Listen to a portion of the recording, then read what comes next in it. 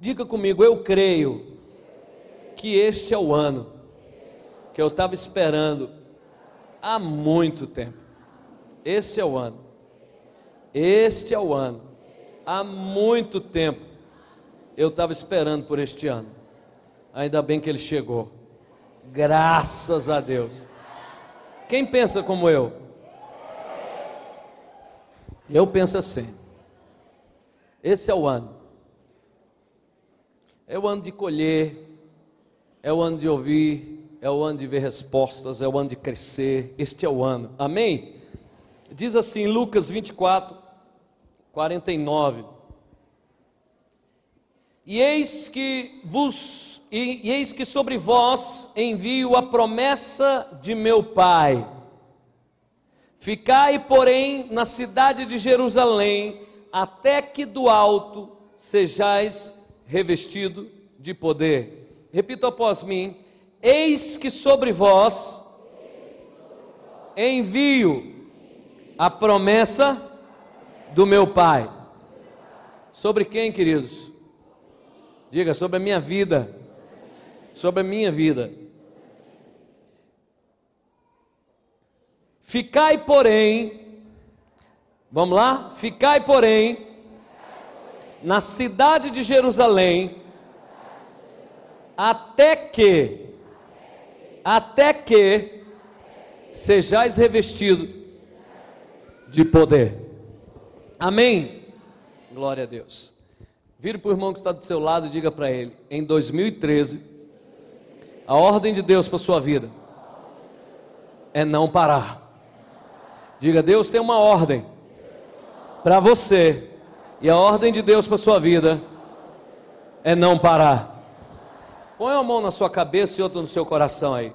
Isso. Diga comigo, mente. A ordem de Deus para você é não pare. Coração, emoções, sentimentos. A ordem de Deus para você é não pare. Em nome de Jesus. Amém. Amém. Todos os anos, vocês sabem, eu repito essa palavra pelo menos 3 vezes por ano. Eu tenho ela gravada, anotada desde o ano de 2000. Primeira vez que eu ministrei foi em 31/12/2000. Quando Deus me deu essa palavra, Ele já estava nos prevenindo acerca de algumas coisas com relação ao que nossas próprias conquistas podiam causar de laços na nossa caminhada. E todo início de ano, todo meio de ano e mais para o finzinho de ano, eu me vejo na obrigação de lembrar você que Deus tem uma ordem para nós e nós não podemos parar. Diga, eu não posso parar. Diga, eu não posso parar.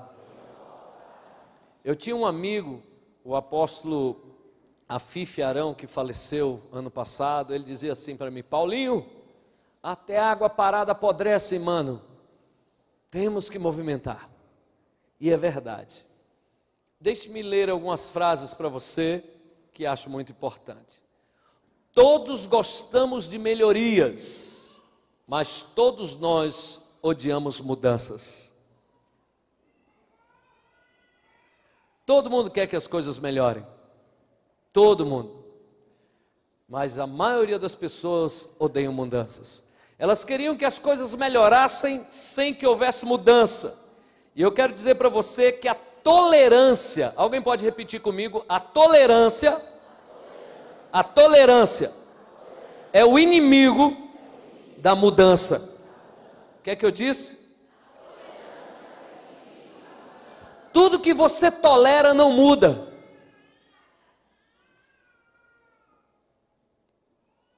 Tudo que você tolera, você convive. Só irá mudar aquilo que você decidir não tolerar mais. Só que nós queremos que as coisas sejam melhores sem que haja em nós mudanças. E isso é impossível. Se não houver mudança, o seu amanhã será exatamente pior do que é hoje. porque igual não fica. A tendência é piorar. Segunda frase que eu queria ler para você: a maioria das pessoas aceita novas ideias apenas depois de vê-las, pessoal e fisicamente, funcionando na vida de outras pessoas.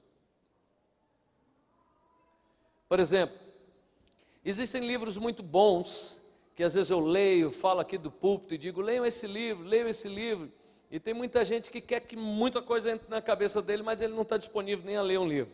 E ele só vai ler o livro que você indicou quando ele começar a ver que alguma coisa mudou na sua vida. A maioria das pessoas só começam a fazer alguma coisa na direção de si próprios quando viu que isso aconteceu na vida de alguém. A maioria das pessoas é assim.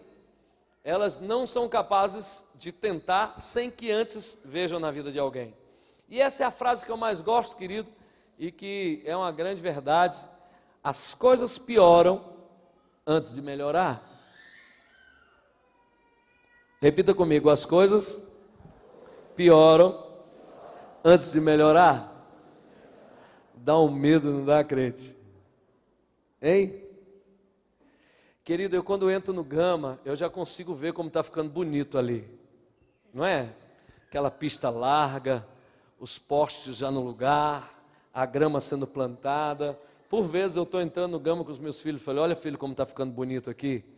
Mas gente, para chegar ao que está ficando, já ficou horrível. É desvio, é buraco, é lama, gente atropelada, tanta coisa ruim aconteceu até chegar numa coisa melhor. Quero dizer para você que as coisas geralmente pioram antes de ficar boas. Então, se a coisa está ruim, meu irmão, é porque está quase para ficar bom. Esse amém é de que alguém está aí debaixo de uns arroxos, não é ou não é? Hã? Diga comigo, antes de melhorar, piora. Mas vai melhorar. Não vai ficar no ruim, amém? Outra frase que eu amo muito antes de entrar em tudo que eu preciso falar para você é: mudanças levam muito mais tempo do que se imaginam. Você que está esperando alguma coisa mudar, você vai morrer esperando, porque geralmente a gente vê as coisas mudando quando a gente faz com que elas mudem. Mas uma mudança que se aguarda, uma mudança que se planeja, uma mudança que se deseja, elas geralmente demoram muito mais tempo do que esperávamos, muito mais tempo do que planejávamos. Então, se você acha que está demorando, eu quero dizer que a mudança já está sendo processada. Isso faz parte. O tempo da espera é sempre maior do que o tempo que a gente planejava que fosse esperar. Mas repita comigo, vai mudar. Diga comigo, apóstolo, pode até estar demorando, mas vai mudar. Eu creio. E você? Amém? E a última frase é a seguinte: o momento típico para desistir ocorre exatamente a um passo de se abrir o caminho para o sucesso. Repita comigo. Quando chega o momento mais forte para eu desistir, é porque eu estou a um passo do sucesso. Deixe-me ilustrar uma coisa para você, só para você ter uma ideia. A Bíblia diz em Efésios capítulo 6, primeiro em capítulo 1 diz que o Senhor nos abençoa com toda sorte de bênçãos espirituais nas regiões, diga, essas são, aqui ó, minha cabeça, o ar, diga, essas são as regiões celestiais. Então deixa eu ilustrar para você, você está aqui embaixo, amém? Esse papel aqui é a região celestial, Deus está aqui em cima. Diz a Bíblia que o Senhor nos abençoa através da região celestial. Então Deus manda a bênção e ela passa por essa região e nos alcança. Diga amém. Amém. Só que Paulo continua escrevendo e no capítulo 6 ele diz que a gente tem que estar preparado para uma guerra contra os demônios que moram Capeta desgraçado.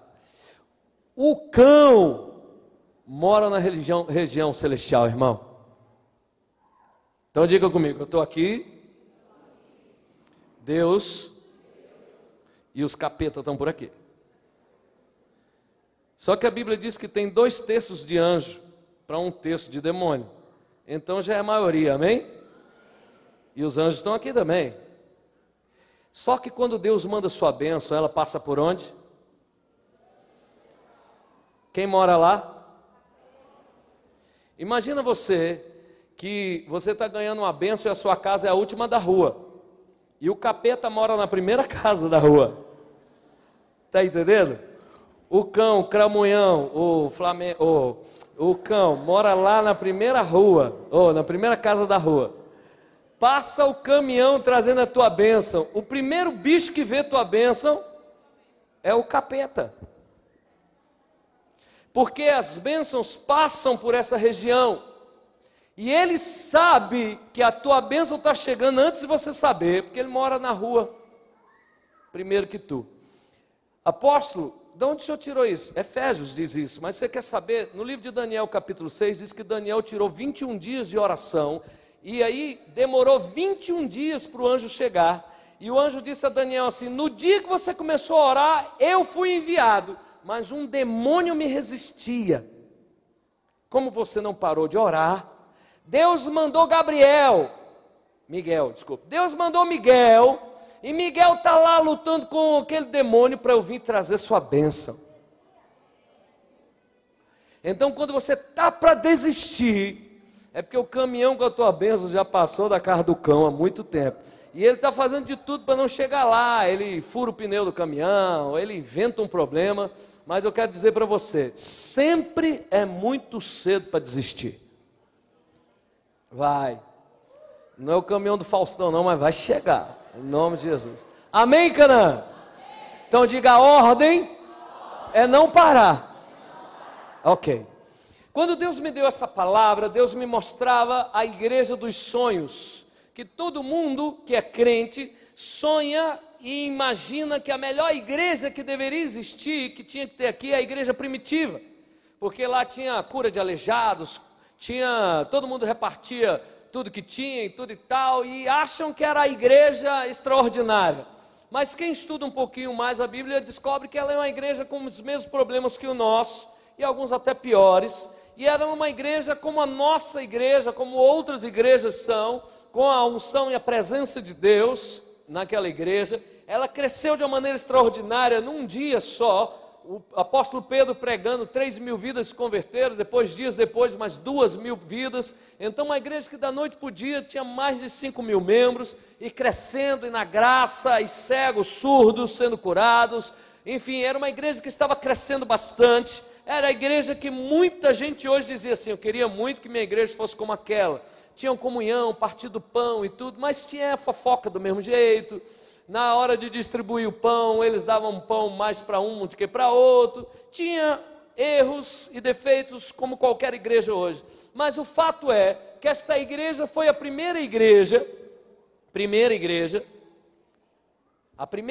a existir depois de Jesus, e que dizem por aí que foi a igreja católica, e não tem nada disso, conversa fiada, balela. A igreja católica veio existir depois de Constantino Grande, 300 anos depois de Jesus.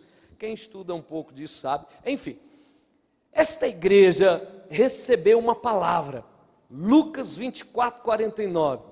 Fique aqui até que do alto você seja cheio do poder de Deus. Carlão, vem aqui, meu filho. Vamos ver se o Carlão é bom para entendedor. Ok. Eu vi a fofoca do Facebook. Ele até deu palavra e tudo, tinha até foto do meu.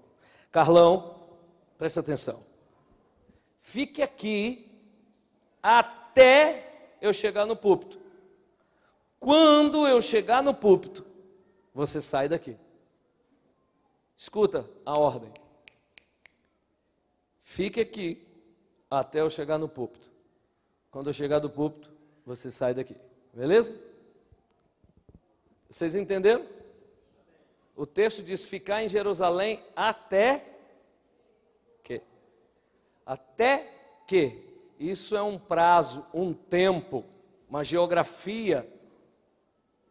Até que do alto sejais revestidos de poder.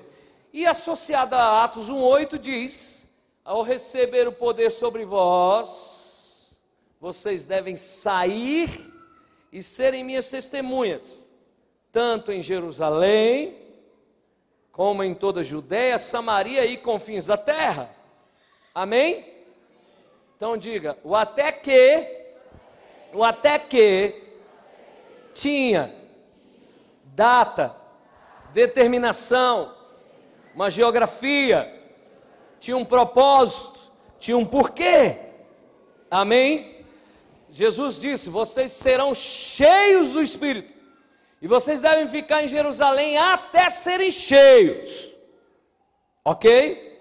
Depois de serem cheios, vocês precisam sair e pregar o Evangelho. Conseguiram entender, querido? Quem conseguiu me entender? Amém? Conseguiu me entender? Conseguiu me entender? O Carlão não. O Carlão não conseguiu me entender.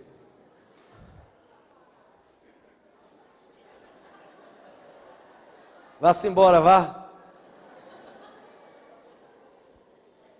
Eu disse para ele ficar ali só até eu chegar no púlpito, não foi?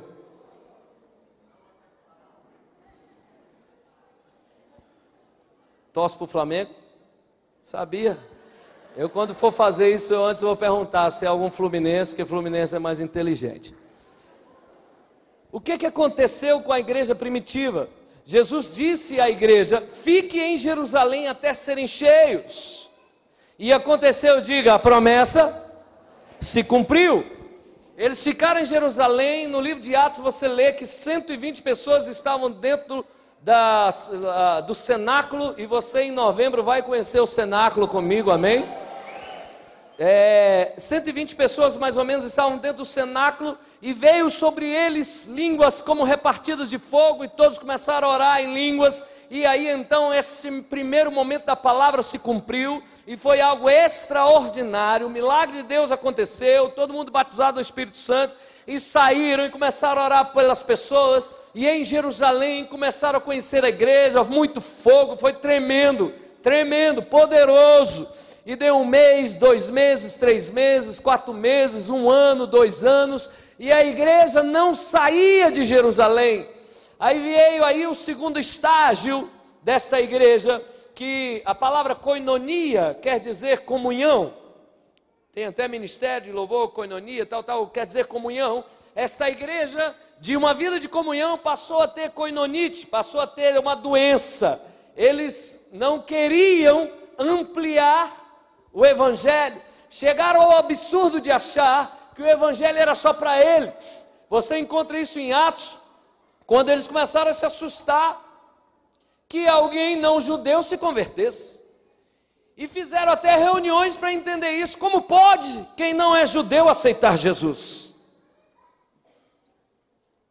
E aí então, porque a igreja não quis cumprir o ide de Jesus, essa igreja foi mergulhada num terceiro estágio.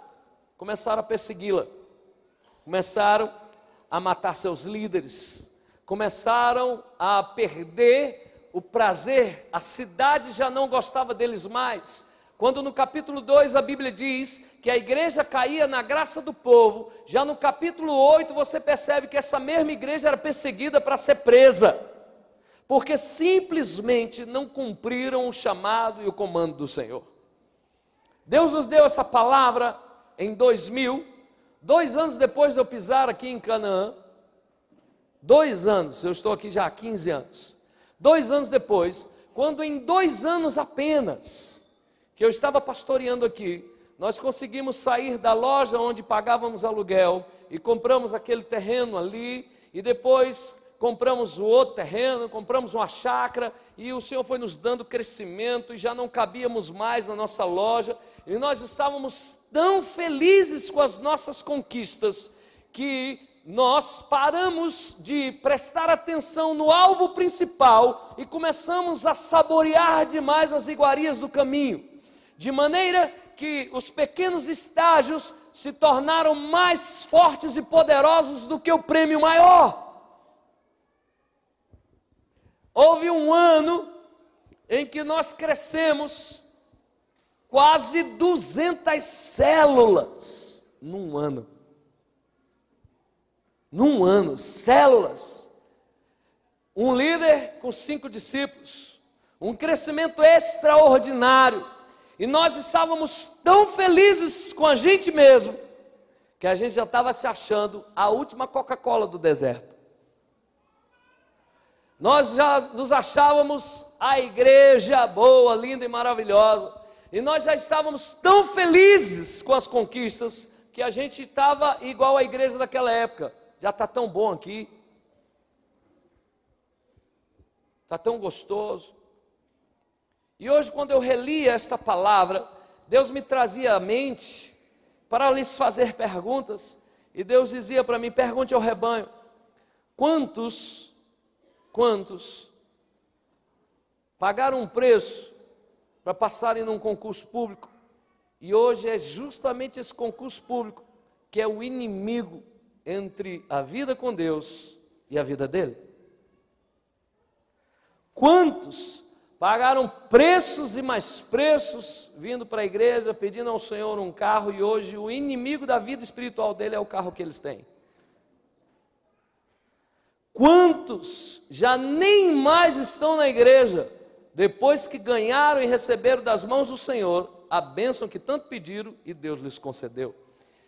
E Deus começava a me falar, quantos já tiveram 5, 6 células e hoje nem ele está na sua célula?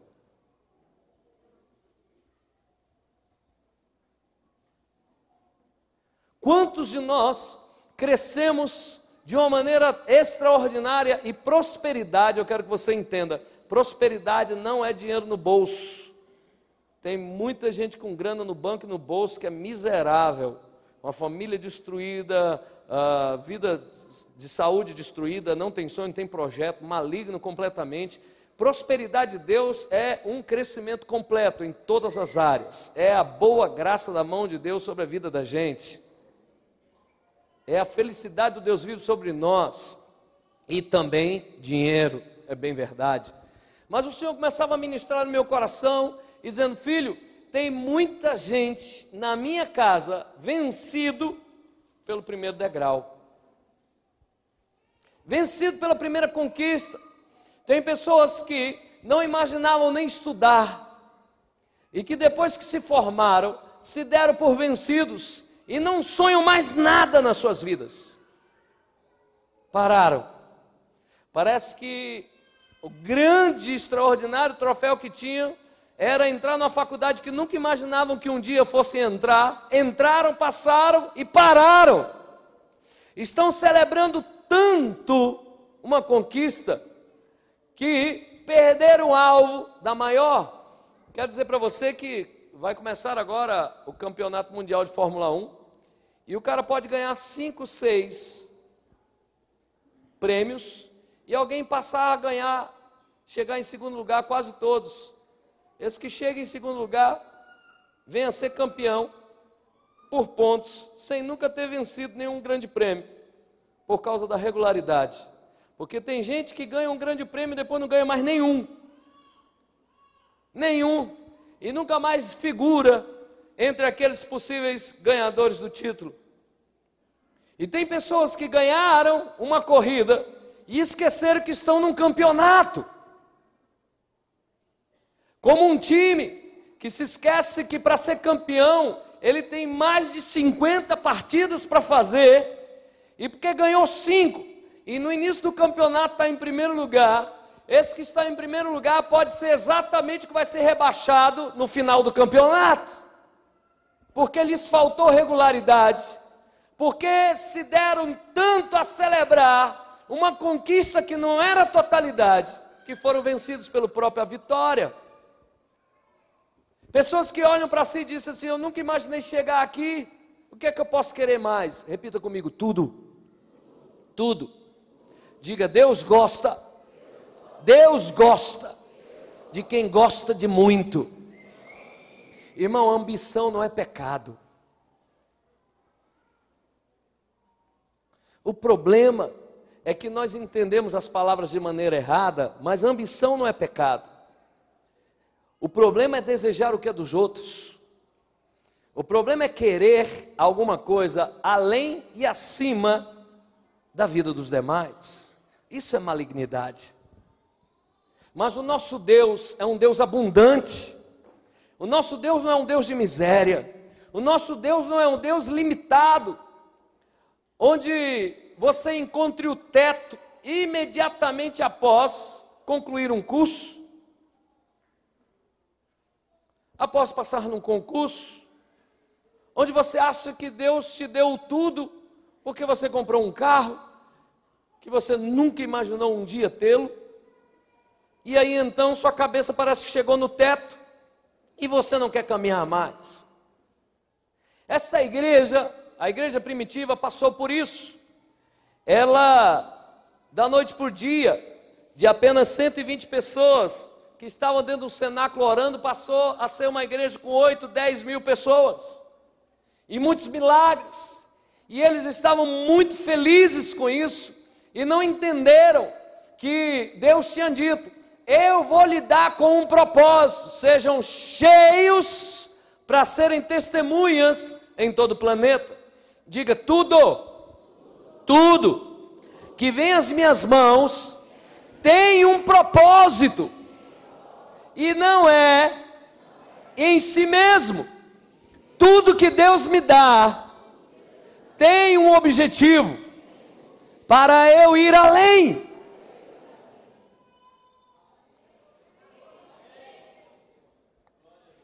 Vamos ver se eu consigo melhorar isso. A igreja então recebeu a profecia, creu na profecia, e essa profecia se cumpriu. O Espírito Santo de Deus veio sobre eles, eles foram tomados de ousadia, o milagre de Deus se manifestou na vida da igreja, e a igreja começou a crescer, só que havia um comando. Deus disse assim: eu não lhes dei isso para ser só isso.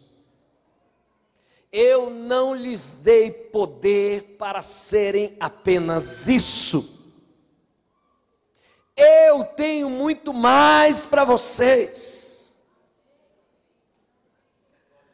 Mas a igreja estava muito satisfeita. Já aposentei, apóstolo. Oh, meu Deus. Já aposentei. Quero mais trabalhar não. 30 anos de trabalho, misericórdia. Apóstolo, para que é isso? Já cansei, estou cansado disso tudo, já aposentei e tudo. E Deus chegava e dizia: bora, eu tenho mais para vocês. E nada, a igreja satisfeita.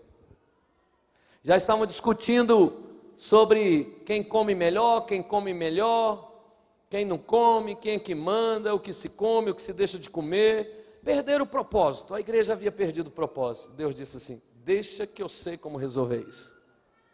Deixa eu espremer. Eu vou espremer, porque crente parece que só anda quando é espremido. É doloroso ouvir isso. O que eu estou querendo te dizer nessa noite é que não há nada que você tenha conquistado que já seja o teto na sua cabeça. O que Deus manda dizer para você hoje, que 2013 deve e tem que ser um ano de continuidade de crescimento. 2013 tem que ser escrito dentro de você a seguinte frase: se eu cheguei até aqui, eu posso continuar caminhando. E se Deus me deu graça de alcançar este lugar, é porque então existem outros degraus e eu vou subir.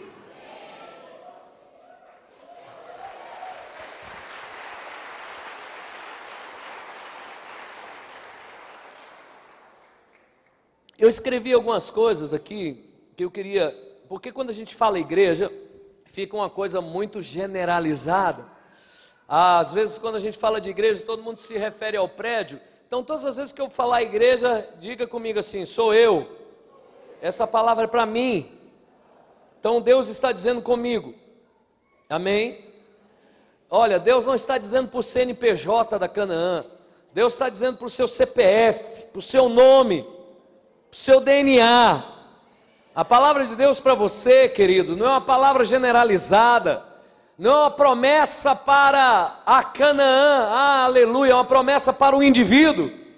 O que Deus está dizendo é que você não chegou no teto, sua cabeça ainda está muito abaixo do limite que Deus tem para a sua vida, ainda tem muito que subir, Canaã.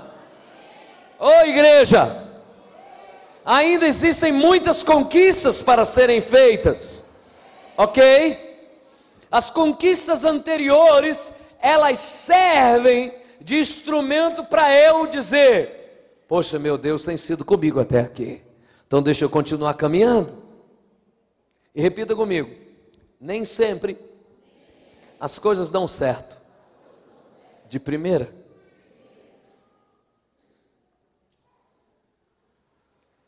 Nem sempre, gente, nem sempre as coisas dão certo de primeira.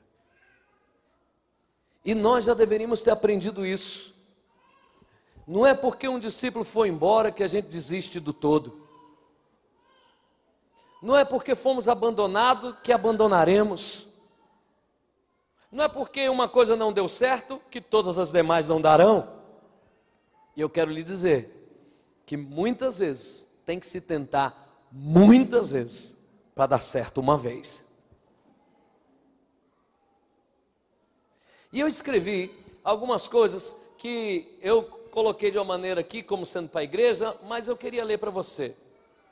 O perigo das conquistas está justamente no fato de poder provocar na vida daquele que conquistou um sentimento tão grande de satisfação que o faça acomodar diante dos demais desafios.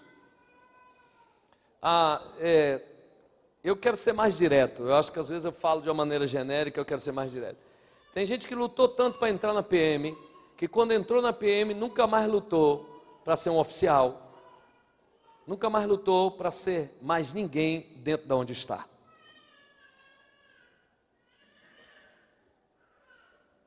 Eu queria entrar, apóstolo. Agora eu vou esperar as coisas caírem, tudo direitinho, cada macarrãozinho aqui no meu braço.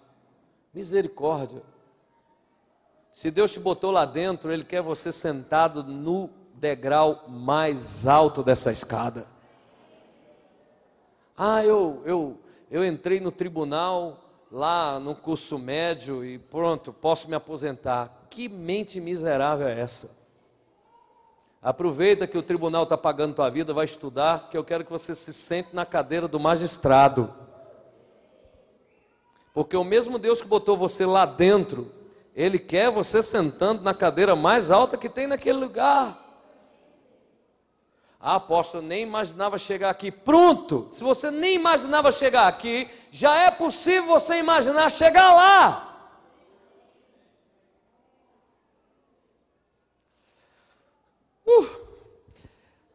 Deus é infinito em seus propósitos e cada vitória que Ele nos concede, nessa vitória, está declarada a ideia de que podemos continuar a ter novas vitórias outras vezes. Diga, para a minha vida, ganhar uma vez significa que posso ganhar de novo. Na minha vida, um raio pode cair mais de uma vez no mesmo lugar.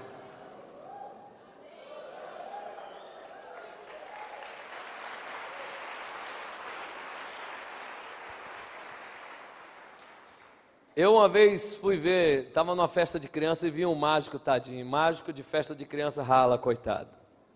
Oh meu Deus, é uma profissão que eu não desejo para nenhum de vocês, viu? Diga comigo, meu Deus não é mágico. Ele não tem suas mágicas limitadas. Ele não é mágico. Deus é infinito nas suas realizações. Se Ele lhe deu uma vitória, Ele está te declarando, meu filho, tantas quantas forem necessárias, eu realizarei na sua vida. Deus é infinito no que faz. Amém, meu querido? As nossas conquistas ou vitórias não são anúncio de que devemos guardar nossas armas, firmar acampamento e descansar. As nossas conquistas são anúncio de que podemos conquistar cada vez mais e mais e mais e não seremos vencidos. Diga: quem abre uma célula pode abrir a segunda.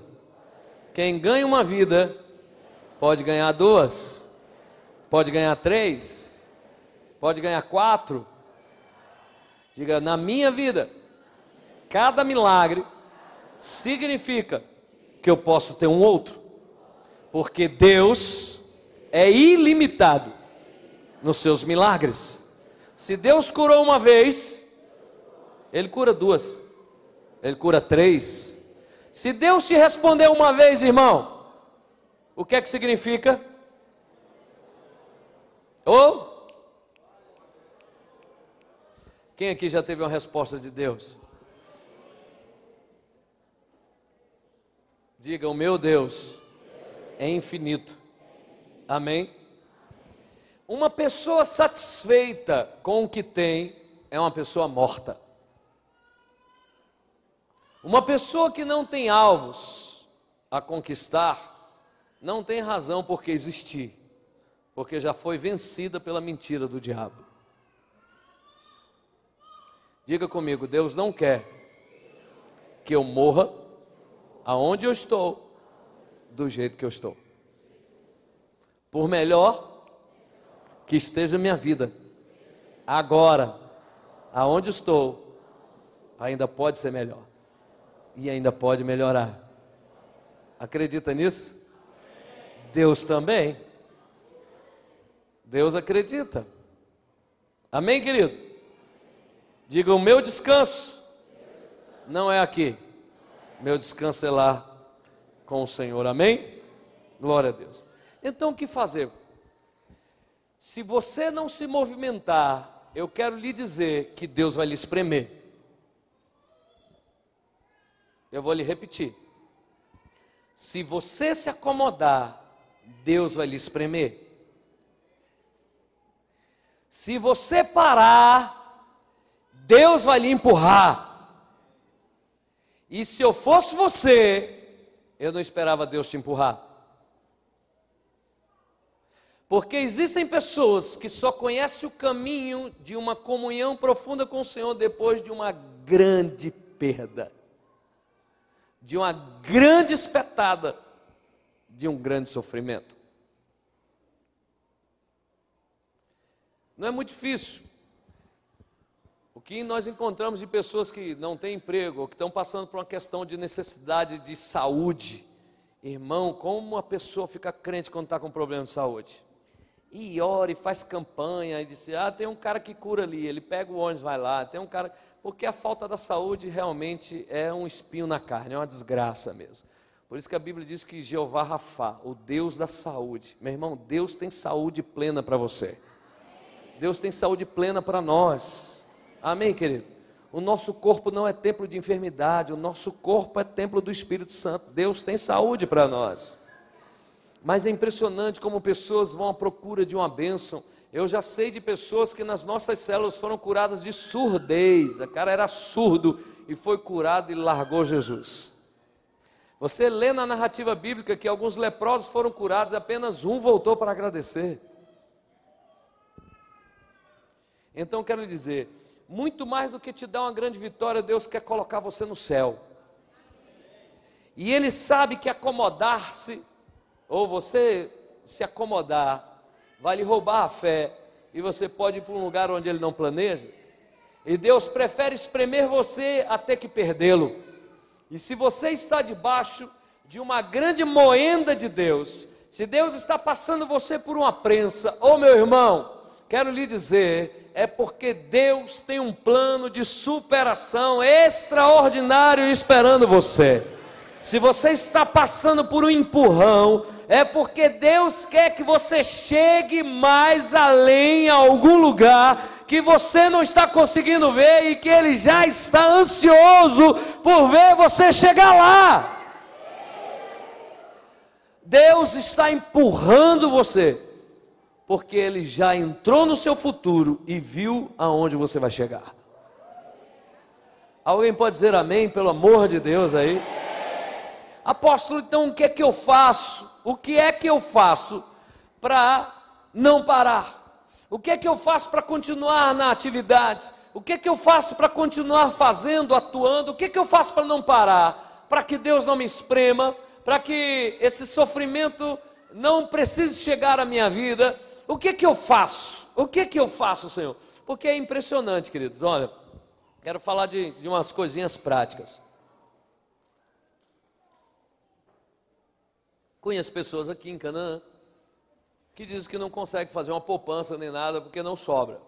Aí o filho chega na idade da faculdade, não passa na UNB, aí vai pagar uma faculdade de 800, 900 reais e ele consegue pagar. Aí eu perguntava para ele, para essa pessoa, aonde estava esse dinheiro que hoje você dá conta de pagar essa faculdade e que antes você não dava conta de botar na poupança? Teve um indivíduo aqui em Canaã que o tio de da esposa dele chegou e disse assim, mora na minha casa de graça. Eu falei, cara, quanto é que tu paga de aluguel? Ele falou, 400 reais. Rapaz, tem uma mosca chata aqui, eu tomei banho hoje, 2. E eu falei, quanto você paga de aluguel? Ele, 400 reais. Eu falei, cara, tu vai morar de graça, pega 400 conto e põe todo mês na poupança. Nunca botou. Eu chegava para ele, e aí? Não, apóstolo, primeiro eu estou botando as coisinhas no lugar e tal. Quando eu terminar, eu vou começar a falar, mas que coisinhas era essa, cara? Que antes você vivia sem essas coisinhas, agora não consegue viver sem elas. Ele morou lá 1 ano e meio, nunca botou nenhum centavo na poupança. Chegou a tia e disse assim, estou precisando da casa. O que é que aconteceu? Voltaram para pagar aluguel. E cadê o dinheiro? Existem pessoas, amados, que só aprendem no arroxo. No arroxo. E Deus queria muito que nós aprendêssemos sem isso. Deus queria muito que nós chegássemos ao lugar que Ele tem desenhado, que eu quero te lembrar. Deus já entrou no seu futuro. Então, quando Ele te promete, é porque Ele já viu acontecer. Você tem promessa? E diga, então Deus já viu. Diga, Deus chegou antes de mim. Ele viu o meu futuro. Ele já viu onde eu chego. Então Ele está falando de mim. Fala, crente. Está falando de mim no meu futuro. Então eu preciso crer nisso. Porque Deus já entrou no meu futuro e sabe onde eu vou chegar. Então o que fazer para não parar? Primeiro lugar, querido, nunca perca a visão de Deus para a sua vida.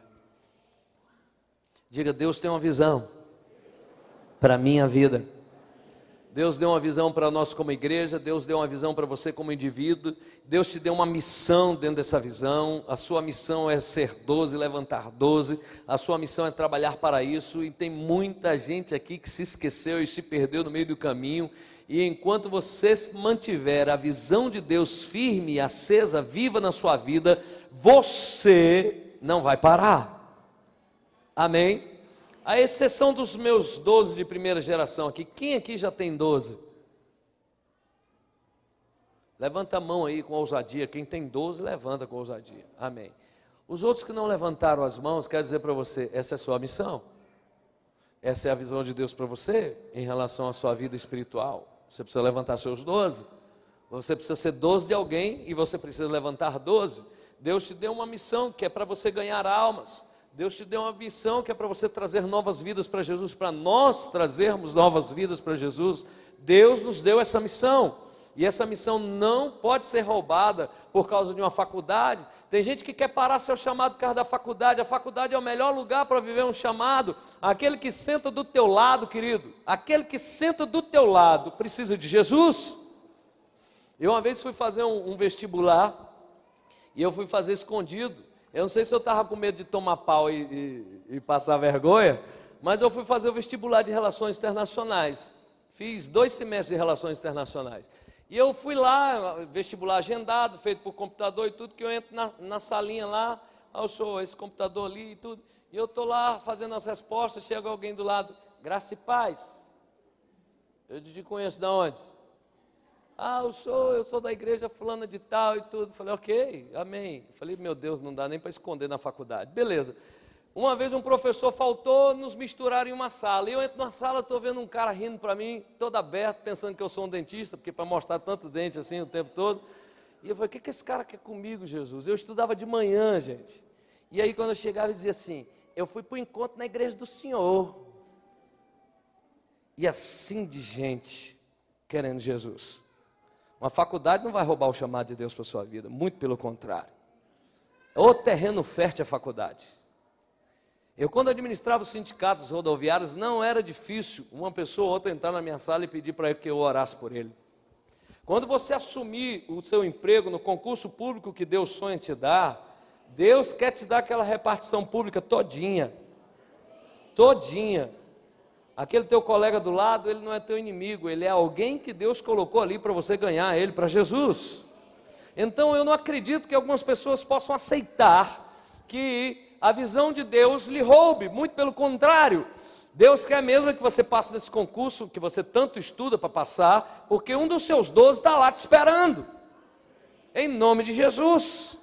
Um dos seus 12 vai ser colega de trabalho, e pode até ser teu chefe, qual o problema? Amém, querido? Diga, para eu não parar, eu não posso perder a visão de Deus para a minha vida. Amém? Segunda coisa, não posso perder o objetivo. Diga, eu tenho um objetivo. Qual é seu objetivo?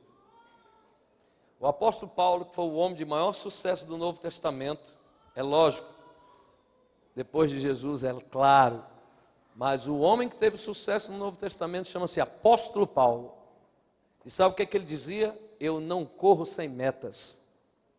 Ele dizia assim, eu não corro como quem fica dando murro no vento. Eu tenho propósito na vida. Eu sei o que eu quero. Você sabe o que quer? Sabe o que quer? Porque até atender uma pessoa que não sabe o que quer, é impossível. Muitas vezes Jesus fazia uma pergunta, né? O que é que você quer que eu te faça? Se Jesus chegasse agora e te dissesse assim, eu tenho uma bênção para você, não é a lâmpada do, né? O gênio da lâmpada não, eu tenho uma, o que é que você quer? Tinha muita gente que ia ficar assim, ai meu Deus, não, deixa eu pensar. E é porque você não tem bem definido qual é o seu objetivo. Você anda disperso, perdido, sem saber onde chegar. Diga, eu preciso ter um objetivo para não parar. Quem não tem objetivo, já parou. Diga, depois de formar, a vida continua. Todo mundo que chega para mim e diz assim, apóstolo, estou me formando. Eu digo, e após? Depois eu faço. Não faz. Mas apóstolo, eu queria dar uma descansada. Eu falei, essa descansada é o fim da sua vida estudantil.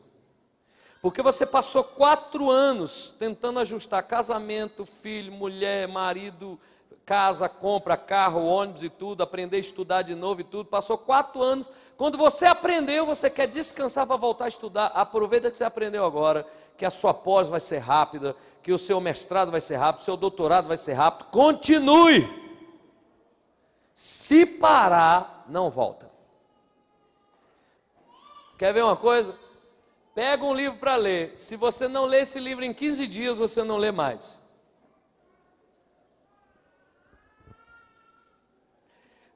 Tem um monte de gente aqui que é campeão de ler o primeiro capítulo.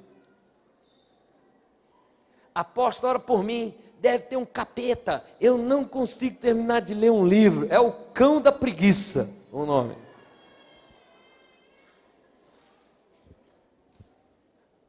Diga, objetivo. Objetivo. E o último, e mais importante do que todos os outros, pastor Holanda, e que esse independe de qualquer outra coisa, só depende de você, nunca desanime. O ânimo habita dentro da gente e ele é capaz de existir, independente de que as coisas estejam indo bem ou não. Você pode ser capaz de estar animado até numa cadeira de rodas. Você é capaz de estar animado deitado num leito enfermo. Você é capaz de estar animado quando tudo e contra todos. Você é capaz de estar animado, mesmo que lhe tenham tirado tudo, porque o ânimo é um instrumento que habita dentro de você e que você decide alimentá-lo ou matá-lo, porque o ânimo ele não depende da vida externa para poder fazer as coisas acontecerem. E se você não quer parar, você precisa ser capaz de manter sempre viva a chama do ânimo dentro de você. Diga, manter-se animado é uma arte que só os vitoriosos conseguem. Tem algum aqui?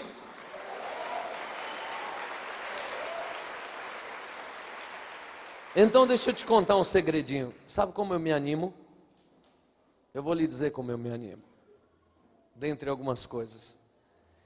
Eu me lembro do que Deus me prometeu e que ainda não se cumpriu. Porque Deus não mente. Quando eu olho para o meu futuro e digo que está faltando isso e aquilo, então Deus ainda não acabou comigo. Ainda tem muito o que fazer. As profecias de Deus para a minha vida são instrumentos de ânimo tão fortes, mas capazes de esmagar qualquer dor ou problema que esteja tentando me sufocar hoje. O meu futuro, ele não depende da minha vida financeira de hoje, ele não me depende de as coisas estarem dando certas hoje ou não. O meu futuro depende da fé que eu tenho naquilo que Deus me prometeu. O meu ânimo, ele é dependente daquilo que Deus disse que vai fazer, e não do que as coisas andam, ou como elas andam, ou do que está acontecendo. Uma das maneiras que eu uso para me animar, é lembrar que Deus não mente. É chegar e dizer assim, Deus está na minha história, nem tudo se cumpriu, e se eu estou vivo, é porque eu ainda vou ver o milagre de Deus na minha vida. Se eu estou respirando, alguma coisa de Deus ainda está para acontecer. Então diga, a ordem de Deus, para mim, é não parar. Sabe como eu imagino? Eu não sei se eu vou cair aqui, mas vamos lá. Sabe como eu imagino? Eu imagino Deus assim, mais alto do que eu, olha, eu imagino Deus mais alto do que eu, e eu aqui embaixo, e Deus dizendo assim, terra firme. E eu aqui embaixo, aonde ele? Tu vai chegar lá. Rapaz, o negócio é bonito. Ah não, Deus, deixa eu ver. Não, agora não. Rapaz, mas Senhor, eu estou doido para pular do barco. Não pula não, não pula não que está chegando. Eu imagino Deus assim, vendo o que eu não consigo ver. Porque Ele entra no meu futuro, porque para Ele presente, passado e futuro é a mesma coisa. Ele entra na história do meu futuro e de vez em quando Ele solta algumas coisas para dizer assim, ó, vai ser bom. Mas Senhor, Ele vai ser bom. Se eu fosse você, eu não desistia não. Mas Senhor, me fala, me fala, me fala. A minha graça te basta. Deus tem umas gracinhas, né, irmão? E que eu não queria muito viver com algumas das gracinhas dele. Eu queria muito que ele me falasse mais coisas. Mas eu acho que faria de mim um servo indolente, preguiçoso, manhoso, sem compromisso, sem garra, sem ânimo, sem coragem, sem poder de animar os outros, sem poder de fazer minha caminhada. Eu acho que Deus não me fala tudo para eu não virar um Garfield, aquele símbolo da preguiça, aquele gato desgraçado. Então eu quero te dizer, meu irmão, que Deus solta fagulhas do nosso futuro para que a gente continue se mantendo em ânimo, porque Ele já viu o que vai acontecer conosco. Ele já entrou no seu futuro. Amém, queridos? Ei, 2013, maturidade e superação. Superar-se é dizer ao impossível: um dia você já foi impossível, hoje não.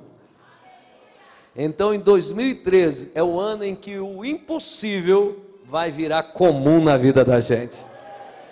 Amém, querido? Maturidade é um ano em que existem coisas que a gente acha engraçadinho. Esses dias a gente estava brincando com o filho do pastor Edmilson lá em casa. A gente acha engraçadinho, né? É impressionante. Você pega uma criança e põe no colo, aí está lá. Aí a criança... né? Que bonitinho, arrotou. Aí pega um jumento daquele tamanho ali, que fica lá assim... Falou, nojento. Então tem certas coisas que se admite de uma criança que não dá para admitir mais de um maduro.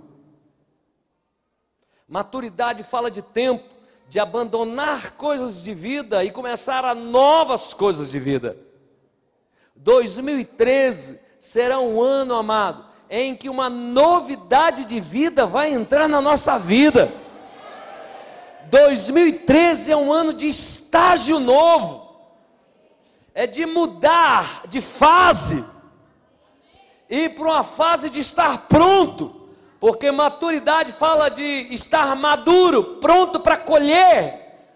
Por isso que eu digo, irmãos, que este é o ano que a gente aguardava, é o ano da superação. Amém, queridos? Quem recebe? Diga: a ordem de Deus da minha vida é não parar. Dê no que der, eu não vou parar. Aponta para mim assim, aponta para mim. Apóstolo, o Senhor vai me encontrar andando. Em nome de Jesus. Amém, queridos? Está selado. De 2013. Nada vai fazer a gente parar. Quem está nessa? Diga: eu estou dentro. Eu estou dentro. E vou te contar até um negócio, irmão. No que for preciso espremer, Deus pode espremer. Porque eu prefiro ser espremido por Deus do que parar sem ver o que Ele tem para mim. Prefiro os espinhos a não ter que falar da bênção que Deus tem para a minha vida. No dia que eu me converti, eu não entreguei apenas minha vida, mas fiz do Senhor o Senhor da minha vida. Então o que for necessário acontecer, que Ele faça, contanto que eu viva o que Ele tem desenhado para mim, para você. Amém, queridos? Eu nunca ouvi tanto como nos últimos dias de pessoas aqui que passaram em concurso. E há 8 anos atrás eu brigando com todo mundo: vai estudar, bando de moleque, vagabundo que não quer estudar. Hoje estão tudo aí, doutores, grande parte, formados. E agora eu tenho que dizer assim: continua, vamos lá. Quantos que moravam de aluguel e nunca imaginavam um dia ter o que é seu, e hoje já moram no que é seu? Pode subir para cá, no ministério. E hoje já moram no que é seu. Nunca imaginavam que um dia fossem sair do aluguel, ou então imaginavam que iam sair da casa dos seus pais para ir para um aluguel, e hoje tem sua casa própria. Eu quero te dizer que Deus tem mais de uma casa para você. Você já morou de aluguel? A casa era de alguém? E por que você não pode ter 2 para alugar para alguém? Hã? Sim ou não? Pode, ué. O que eu quero te dizer, crente, é que o que você já conquistou é uma prova de que Deus pode muito mais para você. E 2013, Deus vai nos surpreender. Nós vamos nos superar, amém, querido? Essa palavra é para mim, tá? Eu sempre relembro ela, essa palavra é para mim. Desde 2000 que eu